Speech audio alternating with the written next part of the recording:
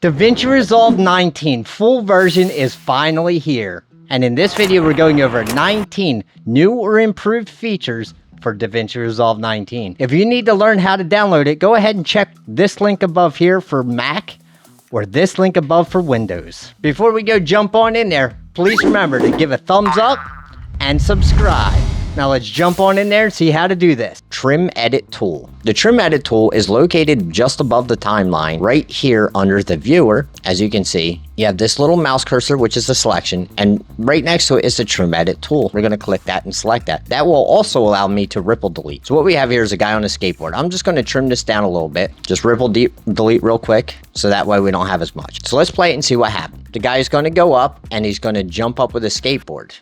And right when he jumps up, I want to transition into him jumping up just like that. So we can easily do this with the Trim Edit Tool. Now what we're going to do is hover our cursor over the timeline. You see the two brackets. When we come close to the edge, you will see a bracket to the right side. That will allow me to click and drag, and I can see in the viewers what it would be like. So I'm going to keep dragging over until this wheel is popping up on there. Now I want to do the same thing here. So I'm going to hover over this clip. I'm going to bring it all the way to the left until I get that one bracket, and then I'm going to start dragging to the right. Once I get that wheel right up over that ledge, I'm going to drop it there, and now I have those two clips put together at the exact position I want. So let's start it over and see what it looks like. Perfect. That's exactly how I want that transition. Dynamic project switching. The way this works, we can go down here to the little home icon that is a project manager and click on that. Now this will not work across from library to library. So I'm just going to open up a different library where I have several different projects here. So what I'm going to do now is I'm going to right click in here, and I'm going to come down to dynamic project switching. Once that's selected, I can right click and you will see there is a little check mark there. So now let's open up a project. As you can see, this project is open, cinematic titles, and there's nothing next to that. So let us go back to this project manager, open that. Now let's click open another project. So now I am within the same project library, which means I can switch between the different projects within the library just as I could if I used the timelines. So if you come all the way to the top where you see here, we can click this drop down menu. It'll have the other project. I click that, and now I'm back into another project. Keeping transitions when ripple deleting. Previously, when you would ripple delete, you would lose your transitions. So now I'm going to add a transition onto here, and then I'm going to come back here and ripple delete the clip. As you can see, the transition's still there. I'll ripple delete from this side as well, and everything is still remaining. Audio transcription. To transcribe your audio, simply find the clip you would like to transcribe, select it, right click, come all the way down to audio transcription, transcribe, and Davinci Resolve will simply transcribe the audio and turn it into text. Once it transcribes, it will pop up with a little window here where you can see the entire transcription. To use this to edit, it's very simple. You can go ahead, select, and highlight the text. Then you can use one of these to drag and drop it, or click and insert onto your timeline. You can pick your next piece and simply add that to the timeline. Now you have the timeline built out just using audio transcription. Subtitles from audio. To create your subtitles from your audio, simply come up to where it says timeline, select this, come down to create subtitles from audio. I like to leave things set as they are and just select create. And now, as you can see, all of the subtitles are put onto this track.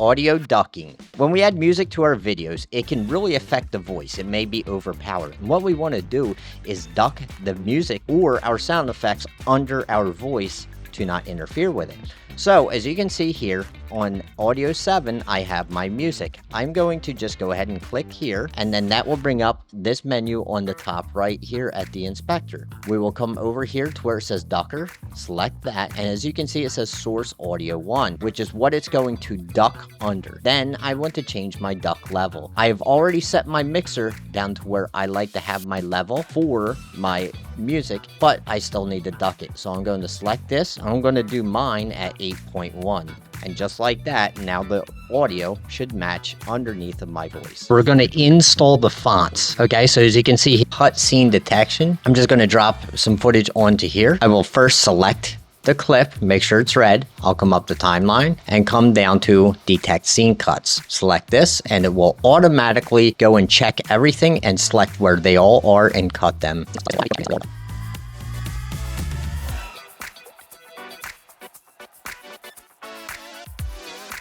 Okay, now we can see that it is finished. I'm just going to click this to see the full timeline, and you can see here where every scene that had a detected cut or switch, they made a cut inside of there.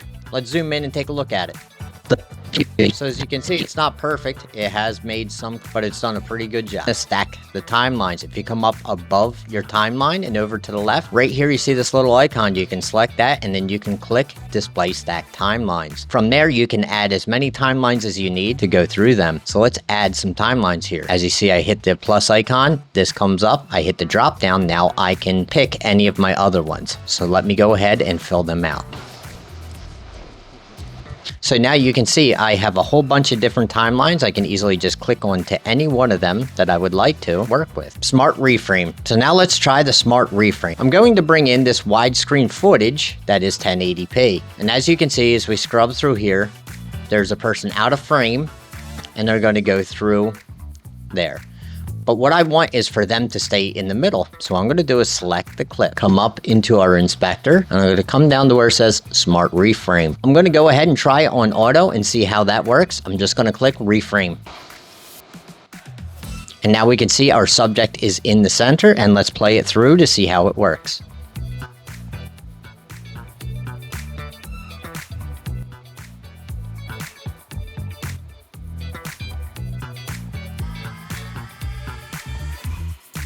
As you can see, it's kept her pretty good into the middle of the frame.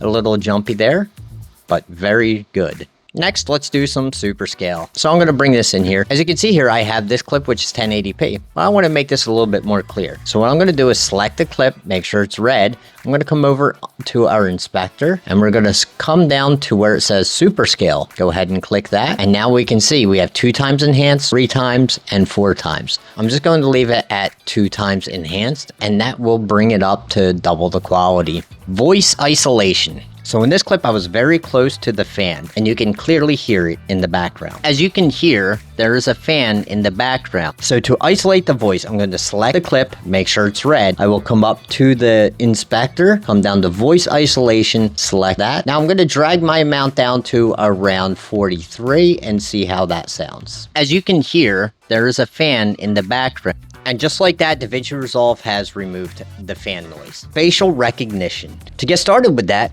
we need to use smart bins. And the way we're going to create this is by coming up to Davinci Resolve. I'm going to click on this and we're going to come down to preferences. Once we come there, we're going to come down to editing and select this. Once we come there, we're going to make sure we select user, and then we're going to come down to editing and select editing. In the middle here, we have our automatic smart bins and what you would like. As you see, I have a smart bin for timelines already, the automatic smart bins for keywords, and what we're going to add is automatic smart bins for people metadata. So I'm going to click that, and then I'm going to hit save. Now, as you can see, that has popped up here. Next, I want to select my clip. I'm going to select these 3, and then I'm going to select a few more here that I want to use. Once I have them selected, I'm just going to right click one, and I'm going to come down here to analyze clips for people. And as you can see, it has found the faces of the different people. So let's just go ahead and put a name in. We're going to call him Marcus. Obviously, this is me, so we're going to name me Chad. And we're going to name her Vanessa. Now, this just has other people. So now I will click close. And now I can come over to my smart bins on the left, hit the drop down menu for people. And as we can see, there are these 3 bins with the names. I'm going to click Marcus, and you can see all 3 clips that have Marcus in there. If I click mine, you will see the one that has mine in there. And if you click Vanessa, there are 3 more that all have her. So very easy to locate the specific person in the clip by using facial recognition. Music Remixer. Okay, so I brought on some music for us to remix, which we have here. Let me play it.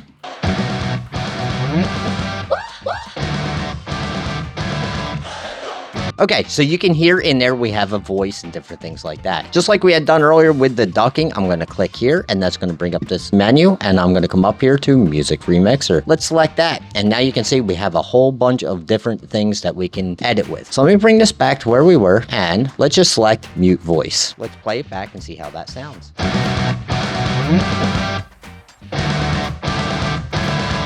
So So as you can see, we have completely removed the voice from the audio. But also, maybe you want to make adjustments to what we're hearing. Maybe the guitar is a little too strong. Let's bring that down to say minus 12.4 and see how that sounds.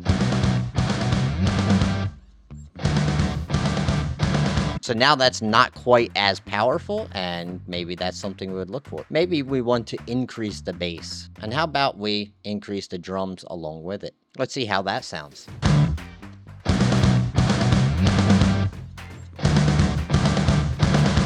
So now let me just go crazy with it and just adjust things really random and far. So we'll bring the bass down, bring this up. Let's not mute the voice, but let's bring the voice down a lot. And now let's see how it sounds.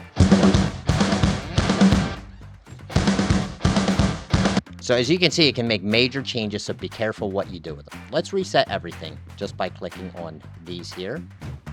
Now, let's try muting the guitar and see how that sounds.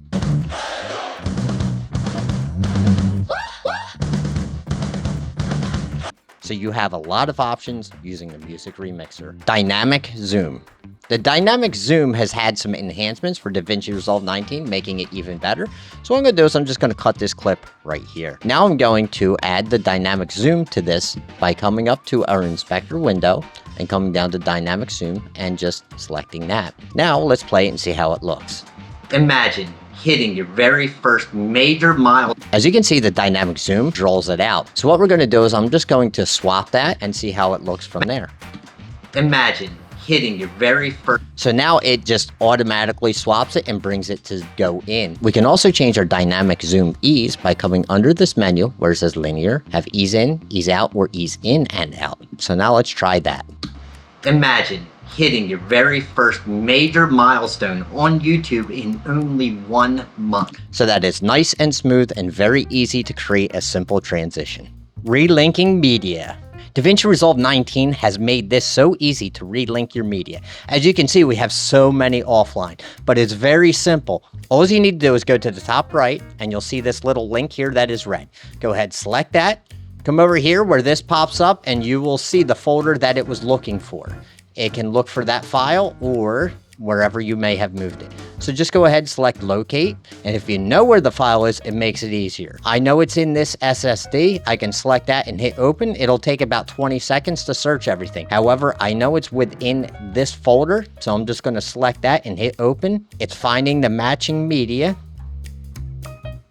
And that's how fast it did it in real time. So a very awesome and powerful feature, enhanced magic mask. For these next few, I want to go over the things in the color page. So as we're going to do a few things with the magic mask, I'm going to start here on the edit page. I'm going to hold Option or Alt if you're on Windows, and then just drag the clip above. That way you have two. Now I'm going to come down here to the color page, select that, and I'm going to come over here to where I have mask on my node tree. If you want to learn how to build a node tree like that, go ahead and check the video above. Once I've selected the mask node, I'm going to come down here to where mask is, magic mask. I'm going to select that, and that's going to give me these options. I'm just going to quickly select better, and then I'm going to come up to me, and I'm going to go ahead and just put a line on me, and let's make sure that we select here, toggle mask overlay. It's going to show me where the mask is.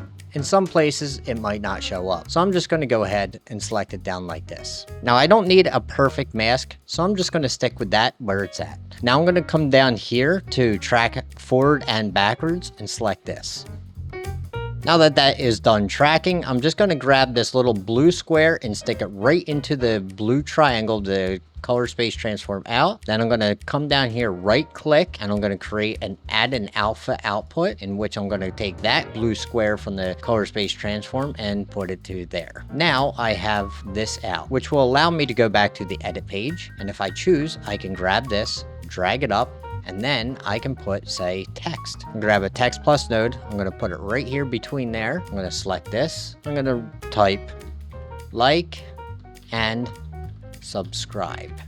Now I can increase the size. I'll select layout and reposition it to where I might want it. And that is a very easy way to put some text behind you. Defocus background. Okay, so now to do the defocus background, I'm going to use this mask that I had just created onto there. I'm going to pull my transform over. I'm going to select the mask node. I'm going to press Option or Alt S, and we're going to create a new serial node. From there, I'm going to make a node label, and I'm just going to call it Defocus. Select the Defocus node, and then go up to Effects, in which we can search in here. We start typing Defocus, and you will see Defocus Background come out, drag it, drop it on there, and now we have that. Since we have this effect mask, we want to grab this and drag that into there. We put our alpha into this defocus, and now we can mess with the background. So as you can see, we can blur it.